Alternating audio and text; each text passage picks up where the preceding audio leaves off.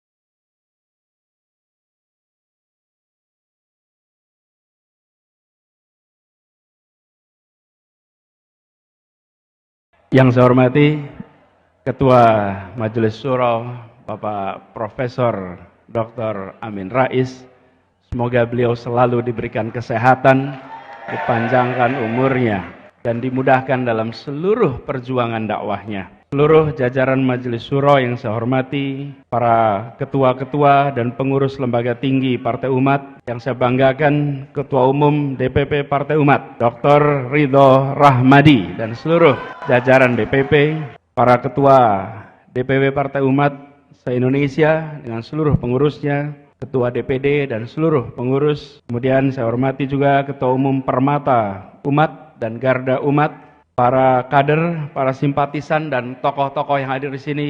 Ada Ustadz Sambo, Pak Chandra Wijaya, Bapak MS Ka'ban, Pak Sabri Saiman, Ibu Ustazah Nurdiati, dan semuanya saja yang tidak disebut nama satu persatu. Assalamualaikum warahmatullahi wabarakatuh. Alhamdulillah, alhamdulillahilladzi arsala rasulahu bil huda wa dinil haq liyudhhirahu ala dini kullihi wa kafa billahi syahidah. Asyhadu an la ilaha illallah wa asyhadu anna Muhammadan abduhu wa rasuluh. Allahumma sholli ala sayyidina Muhammad wa ala alihi wa ashabi ajmain. Amma ba'du. Bapak Ibu sekalian, izinkan saya menyampaikan rasa syukur. Ketika 2 pekan yang lalu Pak Ketum bersilaturahmi dan menyampaikan bahwa akan ada raker pertama Partai Umat, saya sampaikan kepada beliau bukan saja selamat atas rakernya, tapi selamat perjuangannya telah memasuki fase baru. Dan Tadi diceritakan perjumpaan 10 tahun lalu. Pak Amin, beliau ini, kami ini berteman lintas generasi, Pak Amin. Almarhum ayah dan almarhum ayahnya itu bekerja bersama di UII, Pak. Bekerja bersama. Saya kenal beliau ketika mungkin masih SD ya, sejak SD SMP. Dan kita tidak membayangkan bahwa 2, 3, 4 dekade kemudian kita bersama-sama dalam sebuah majelis yang luar biasa ini. Dan saya bersyukur, tentu kita sampaikan selamat setelah melalui perjuangan panjang dari mulai pendiriannya dengan segala macam tantangannya. Akhirnya Partai Umat lolos menjadi peserta pemilu 2024. Dan kok ya kebetulan tahun 24 nomornya 24. Itu Allah punya rencana sendiri. Jadi selamat. Ini tadi disampaikan sebagai mesin baru. Tapi sambil saya mendengarkan penjelasan Pak Ketua Umum, sambil memandang semua ini, tidak ada wajah-wajah baru di sini. Ini orang-orang berpengalaman semuanya. Iya, Pak Amin Rais, Pak MS Ka'ban, Bang Sabri Saiman, dan semuanya ada di sini. Semuanya adalah orang-orang berpengalaman, casingnya yang baru di sini. Ya. Tapi semuanya punya rekam jejak perjuangan. Bukan datang tanpa rekam jejak. Dan itu yang kita ingin tawarkan ke depan. Tapi sekalian banyak dari kita bicara tentang masa depan, menyampaikan gagasan, menyampaikan visi dan misi. Itu baik, itu perlu. Supaya kita tahu apa yang direncanakan untuk masa depan Republik ini. Tetapi misi, visi, sehebat apapun dia tidak kredibel bila tidak ditopang dengan rekam jejak perjuangan yang ada. Karena apa yang disampaikan sebagai visi, misi ini adalah imajinasi. Imajinasi tentang masa depan, apa yang mau dikerjakan besok. Tapi itu hanya bisa dilaksanakan bila kita melihat siapa yang bersiap menyelenggarakannya. Siapa yang membawa rekam jejak yang bisa membuktikan bahwa rencana itu bisa dilaksanakan. Misi itu bisa dilaksanakan. Visi itu insya Allah bisa jadi kenyataan. Karena itu ketika di sini berkumpul bersama dengan sebuah misi yang cukup tegas, melawan kezaliman dan menegakkan keadilan, maka ini bukan sekedar misi, tapi ini ditopang oleh orang-orang yang membawa rekam jejak perjuangan selama ini. Jadi kalau mengatakan akan melakukan A, tapi yang mau melakukan tidak memiliki rekam jejak untuk mengerjakannya, bagaimana kita bisa menyatakan ini kredibel? Karena itulah yang perlu didorong adalah justru menjelaskan bahwa yang membawa misi ini, yang mengemban misi ini adalah mereka-mereka yang memiliki rekam jejak yang kredibel. Dan ini sesungguhnya yang perlu didorong sekarang. Banyak di antara kita hanya membandingkan rencana. Rencana bisa dibuat seindah mungkin, tapi rencana itu adalah imajinasi. Itu adalah khayalan soal masa depan. Tetapi rekam jejak bukan khayalan. Rekam jejak adalah kenyataan. Itu yang membedakan. Nah, kita berharap sekali bahwa Partai Umat nantinya bisa menjadi salah satu penjaga utama di dalam menuntaskan semua agenda yang 25 tahun lalu dicanangkan dalam gerakan reformasi. Di mana Bapak Amin Rais menjadi bapak reformasi pada masa itu.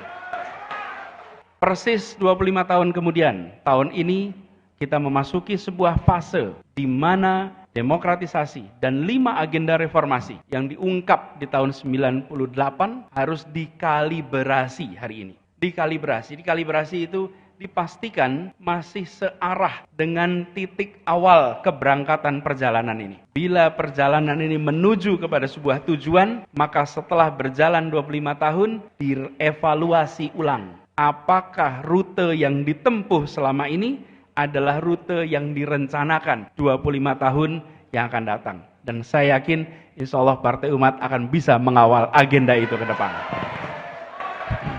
Dan ini juga yang sesungguhnya menjadi gagasan utama yang dibawa selama ini. Kami mendapatkan amanat untuk bertugas di Jakarta 5 tahun terakhir. Dan ketika bertugas di Jakarta, maka agenda utama yang dibawa adalah bagaimana negara bisa menghadirkan keadilan sosial bagi seluruh rakyat Indonesia. Begitu hadir keadilan sosial, dari situ turunannya banyak. Dari keadilan itu kita akan bisa merasakan persatuan. Mengapa muncul persatuan? Karena ada perasaan kebersamaan di mana rasa keadilan itu muncul.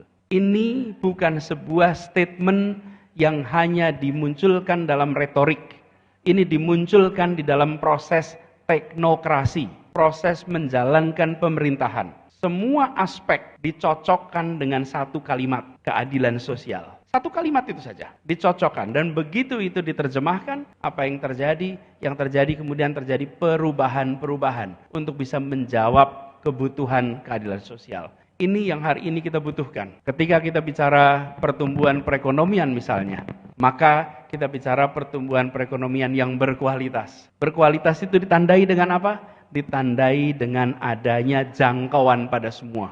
Semakin merata, maka semakin berkualitas. Semakin tidak merata, semakin tidak berkualitas. Kita bukan membutuhkan angkanya, tapi kita membutuhkan kenyataan pemerataannya. Dan ini yang harus menjadi agenda ke depan. Kalimat itu nampaknya sederhana, tapi bila itu berhenti di dalam pidato, berhenti di dalam upacara, maka masyarakat tidak akan merasakan buahnya demokrasi.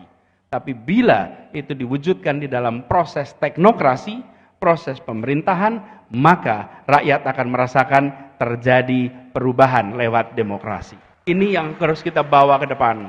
Dan kita menyaksikan bahwa perjalanan selama beberapa dekade ini, arah dari kebijakan kita seringkali tidak menempatkan prinsip keadilan sosial sebagai prinsip prioritas di dalam pengambilan keputusan. Di sektor apapun, kalau kita perhatikan, keadilan sosial tidak menjadi prioritas utama. Dia diungkapkan, dia dikatakan, tapi dia tidak dijadikan praktek keseharian. Ini yang sudah harus menjadi agenda ke depan. Jadi membaca moto Partai Umat, saya menyaksikan insya Allah perjuangan dari mereka-mereka yang punya rekam jejak ini akan mempercepat hadirnya keadilan di Indonesia.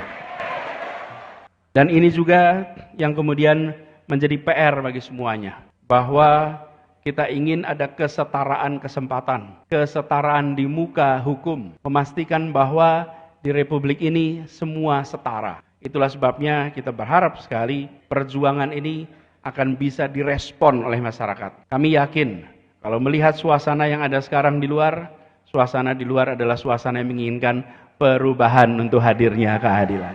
Ini suasananya. Tapi suasana ini harus direspon dengan benar, direspon dengan baik supaya kita bisa mengawal agenda itu menjadi kenyataan. Tantangan tidak kecil, tapi kita tidak boleh cengeng. Kita tidak boleh berharap tidak ada tantangan. Di dalam sejarah perjuangan selalu ada tantangan. Tidak ada perjuangan yang tanpa tantangan. Akan selalu ada. Justru penting sekali dari kita dari awal menyadari ketika perjalanan itu mendaki, maka dia akan membutuhkan energi yang ekstra. Ketika jalanan itu berliku, maka kita tahu akan banyak rintangan di tengahnya. Tapi kalau kita mau pilih jalan yang nyaman, jalan yang menghemat energi, pilih jalan turun dan mendatar. Tapi jalan turun dan mendatar tidak mengantarkan kemana-mana. Perjalanan mendaki itu mengantarkan kepada puncak-puncak baru keberhasilan semuanya. Jadi kalau di Partai Umat ini banyak tantangannya, artinya sedang jalan mendaki, Pak. Kalau jalannya itu menurun, itu santai, nggak ada tantangan, Pak. Kalau santai, ringan gitu, ini berarti jalan lagi turun. Jalan turun itu tidak kemana-mana. Tapi kalau lagi mendaki, yakinlah walaupun gelap, ini akan sampai kepada puncak-puncak baru. Bapak-Ibu sekalian yang saya hormati, kita berharap hadirnya Partai Umat juga menjawab tantangan-tantangan perubahan ke depan. Ketika kita memperhatikan tantangan ke depan, maka umat, Partai Umat yang membawa nama umat, kita harus menjawab perubahan zaman. Umat Islam bukan saja menjawab tantangan yang dihadapi oleh umat Islam, tapi harus bisa menjawab dan memberikan jawaban atas tantangan yang dihadapi umat manusia. Umat Islam harus menawarkan jawaban bagi tantangan yang dihadapi oleh umat manusia. Kebanyakan kita menghabiskan energi, hanya memikirkan bagaimana menjawab tantangan umat Islam. Itu penting dan tidak dilupakan. Tapi kita harus perluas, apalagi dengan ada partai umat ini. Artinya mewakili sebuah komponen penting. Tantangan luar biasa. Ada tantangan objektif umat manusia. Mulai dari climate change. Perpindahan penduduk dari dari desa ke kota. Masalah hunian. Berbicara lagi perkembangan teknologi. Ada artificial intelligence, ada bioteknologi yang semuanya mendatangkan kesempatan tapi juga membawa risiko dan juga kesenjangan untuk mendapatkan akses atas kemudahan dan kemajuan itu semua. Kemudian tantangan kesehatan. Partai Umat hadir di masa pandemi. Bagaimana tantangan kesehatan yang luar biasa besar. Kita akan ketemu di tahun-tahun ke depan jumlah populasi masyarakat dunia yang warga lansianya jauh lebih besar daripada sejarah umat manusia sepanjang masa. Belum pernah dalam perjalanan umat manusia punya proporsi lansia yang sebesar sekarang. Ini adalah tantangan-tantangan umat manusia yang kalau kita hadir di dalam kancah ini, maka umat harus siap dengan jawaban untuk tantangan yang dihadapi oleh umat manusia. Kenapa ini penting? Karena Partai Umat menyebut soal politik gagasan. Partai Umat menyatakan politik gagasan sebagai pegangan. Bukan sekedar hadir membawa prinsip moralitas, hadir membawa platform keumatan, tapi juga hadir sebagai sebuah partai yang membawa gagasan. Di depan sana ada menu besar yang mudah-mudahan nanti Partai Umat akan hadir memberikan jawaban. Dan kita menyaksikan pemimpinnya seorang cendekiawan, pendirinya tokoh cendekiawan yang punya rekam jejak luar biasa. Insya Allah dari sini muncul jawaban-jawaban untuk kemajuan umat manusia. Dari umat Islam kepada umat manusia. Ini yang harus kita berikan sama-sama. Bapak Ibu sekalian saya hormati, izinkan saya mengakhiri dengan sekali lagi mengucapkan selamat. Dan sekaligus kita saling mendoakan. Perjalanan kita masih panjang, berliku mendaki, siap kita bekerja bersama, bergandeng tangan, kita congsong perubahan untuk Indonesia yang lebih baik. Assalamualaikum warahmatullahi wabarakatuh.